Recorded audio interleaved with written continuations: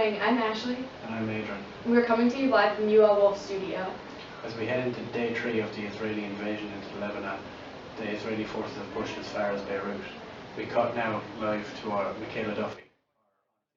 The Palestinians are outnumbered 5-1 by general estimates. As the PLO itself says, Israeli firepower is overwhelming. On the ground across the front, about 40 miles wide, Israeli armour has pushed north and east as far as the town called Hasbeya. They have also attacked and captured local market towns, and nearby they have taken the strategic Palestinian fighting position at Beaufort Castle. Along the Mediterranean coast, the city of Tyre, according to the Israelis, has been captured and an Israeli amphibious landing was made just north of Sidon, which is located about halfway between Tyre and the border of Beirut.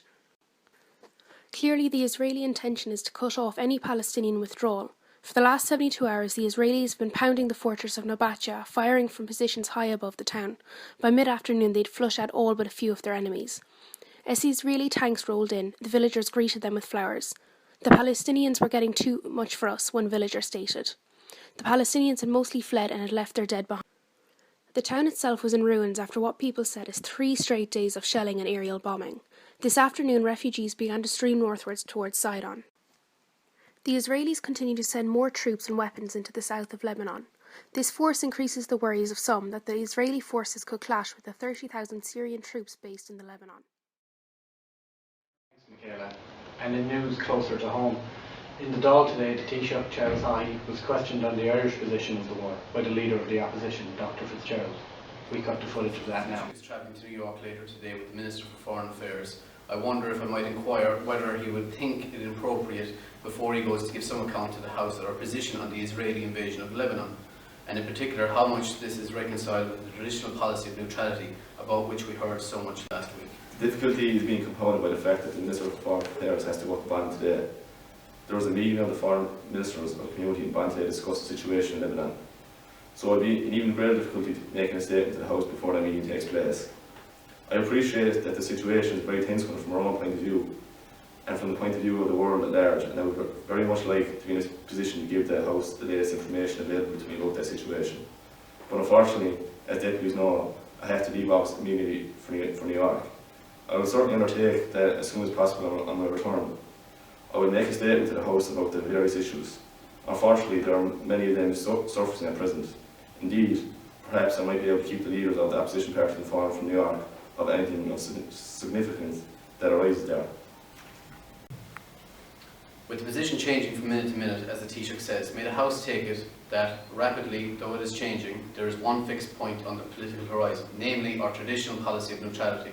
All I want to discover from the Taoiseach is, and surely he can answer this from the top of his head, are we neutral in the conflict between Israel and Lebanon?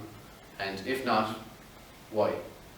And in respect to that, do the considerations differ from the position which we are hearing about last week? Both in situations of conflict, and as I explained on many previous occasions, we believe that our best endeavours should be made through the UN, and particularly now through our membership of the Security Council.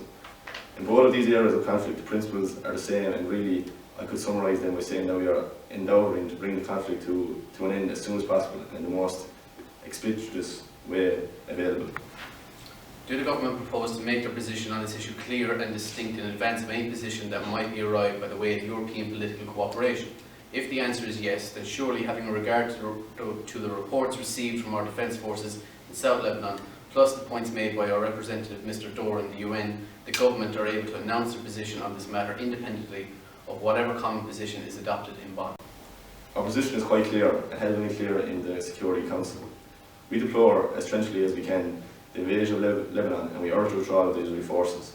We also condemn the civilian casualties which are taking place there. We'll now cut live to our Israeli correspondent, David Carlson. David, can you tell us what has provoked this response from Israel? Well, basically, a few days ago there were the militants living in Lebanon tried to assassinate Israel's ambassador to Great Britain. So that's probably the main reason that Israel wants to prevent such things like that from happening again. So they were in talks about taking action, after which the PLO under Yasser Arafat started launching attacks on northern Israeli communities. So there is that as well. So is this an attack on Lebanon itself, or just armed groups residing in Lebanon? Definitely on the armed group, not Lebanon itself, though the distinction might be seen as sort of arbitrary, as Israel is going to have to attack Lebanon either way. But the main goal is against the PLO, evidently, the organization led by Yasser Arafat, as I mentioned. And has Israel stated what their goal is? Basically, it's to secure their communities from the Lebanese militants. So they are going to drive the militants farther away from northern Israel to make sure that they're safe from further bombings. After that, who knows? We're now joined in studio with panellists who are going to have a brief discussion about the ongoing conflict in Lebanon. Our first panellist is Shauna Pratt. She's an expert in Middle Eastern studies. Also joined by Ashley Bentley, author of several books and journal articles on PLO. And lastly, Robert Fitzgerald, expert in Israeli history. Alright, Shauna, what was the impact of the Lebanese civil war in the development of the uprising of the PLO? The region that Lebanon is in now was part of the Ottoman Empire until World War I. It was ruled by the Ottomans for 4 centuries, until the decline of the Ottoman Empire and revolts by the Ottoman subjects to oppressive Ottoman rule led European forces to intervene in 1860, bringing about a period of cultural liberties and growth. However, the Turks soon regained control of the region and held that control until World War I. After World War I, it became a mandate of France, who segmented Lebanon from Syria as a state with Maronite Christian majority.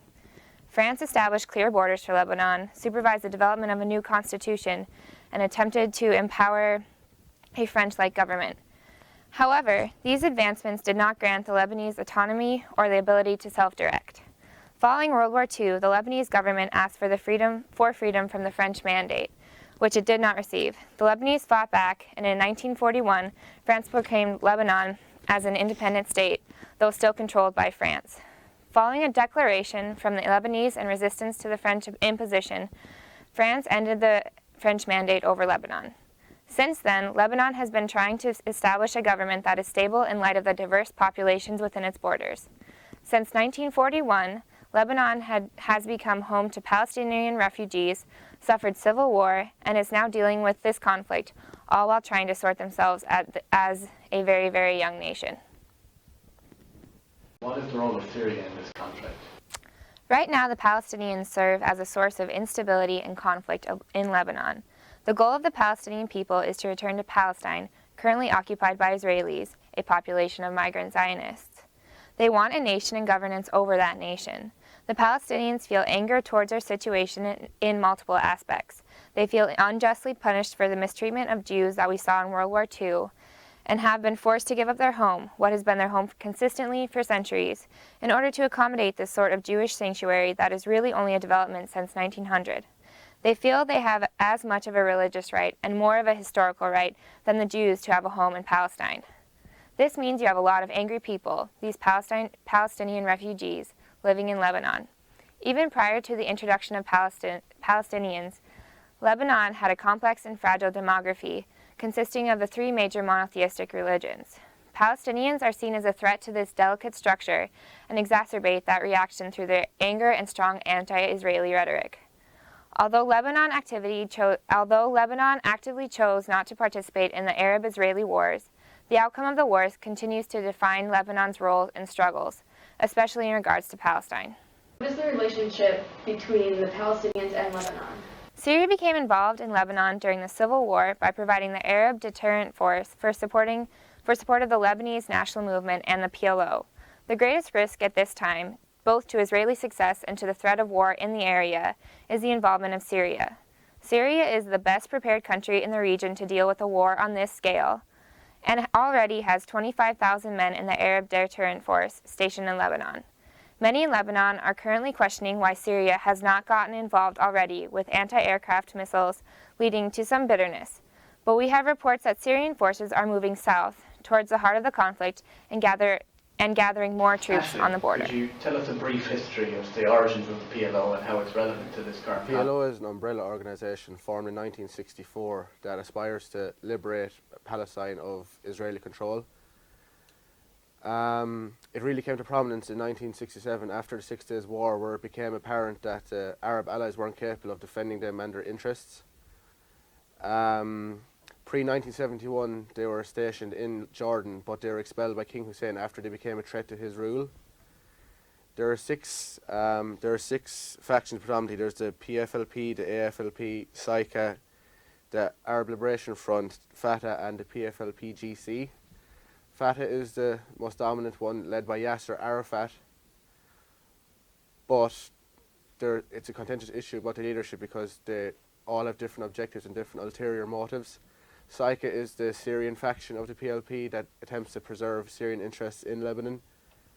The AFLP is the Iraqi contingent in the whole situation and tries to preserve their interests also, while the DFLP is separated from the PFLP in 1969 but tries to preserve interests predominantly in northern Lebanon. But they really came to prominence after 1971 when it became apparent that they needed to preserve their interests. The groups really separated in 1974 after a PNC conference in Cairo where Yasser Arafat endorsed joining this central authority motion that wanted to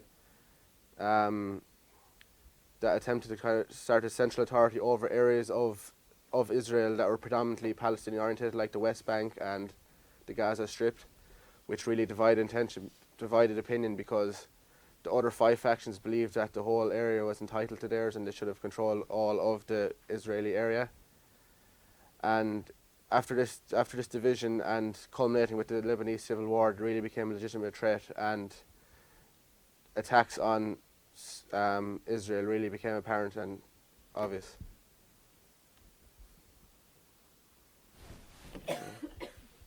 Ashley, the PLO consists of different factions. How do they differ in objectives? The PLO has been reliant on the assistance of its Arab allies, but this assistance began to deteriorate predominantly after the Lebanese civil war. In 1978, in America, after the Camp David Accord, Israel and Egypt reconciled after the Israelis ceded the Sinai Peninsula in southern Egypt back to the Egyptians. The Egyptians were probably their most powerful ally as regards finances and weapons, which was really a significant blow to them. And in 1980, after the outbreak of the Iran-Iraqi war, all the Arab allies divided in opinion. The Syrians supported Iran, while Saudi Arabia and Jordan supported the Iraqis, which really divided intention because all the Palestinians were aligned on all their contributions to their help, and subsequently they're most reliant on the Syrians, so they sided them. So they ultimately lost any trust or any relationship they had with the Jordans and the Saudi Arabians predominantly. So culminating up to 1982, they were so reliant on the Syrians that they had no other alternative but to succumb to all their demands and what they needed them to do, which has really left them in a precarious position. Robert, can you tell us a bit about the background that has led to this invasion 3 days ago? Well, as looking from my studies, my opinion is Israeli and Lebanon all been fighting with each other, especially since World War II. We had a fight in the 40s, the 50s, the 60s, the 70s, which is the most recent one. The recent one in 1978 saw the Lebanon fighting with Israel, which saw a lot of the population of Israeli people being killed, and in retaliation, the Israeli then attacked Lebanon, which led to which first time ever saw the United Nations intervene with the Lebanon since 28th of March 1978. This is the first time United Nations Air Forces ever stepped foot in Lebanon, aiding the Lebanese. Any political advantages to this attack, or is it just as straightforward as stopping the killing of innocent? Well, in my opinion, there's no advantage from this political attacks. We see from previous wars that there's been loads of people being killed. We see from the Israeli example is they're moving in here to save all the Israeli people from being killed, as we saw back in the Falklands Wars. Back in April, we saw how the British went in to save all the British people there. Iran, who intends to wipe out the PLO infrastructure and leadership altogether because he does not believe that all these Israeli people should be killed. And the main headquarters in Beirut, he also wants to drive all the Syrians out of Lebanon too, making a clear way to elect the Israeli Pazar Gamal. Can you compare this conflict to any previous one? Well, we take the Arab-Israeli conflict there 4 years ago. We saw how Lebanon invaded Israel and we saw the massacre of Israeli people being killed and desecrations of all of Israel's towns and cities. Now 4 years on, there have been large tanks from Israel and armed personnel pushed into southern borders of Lebanon, according to an Israeli spokesman there, and their mission is to seek out and destroy all the Palestine terrorist connections, positions and the artillery positions that have sent downpour rockets on Israel, have killed many innocent Israeli people and destroyed the country, led in severe desecration of towns and cities. It's cost them a huge financial bill that they probably cannot afford to repay. Thank you to all of our panelists and reporters this morning. We'll keep you updated as more information becomes available. That's all from us here at UL Wolfsburg.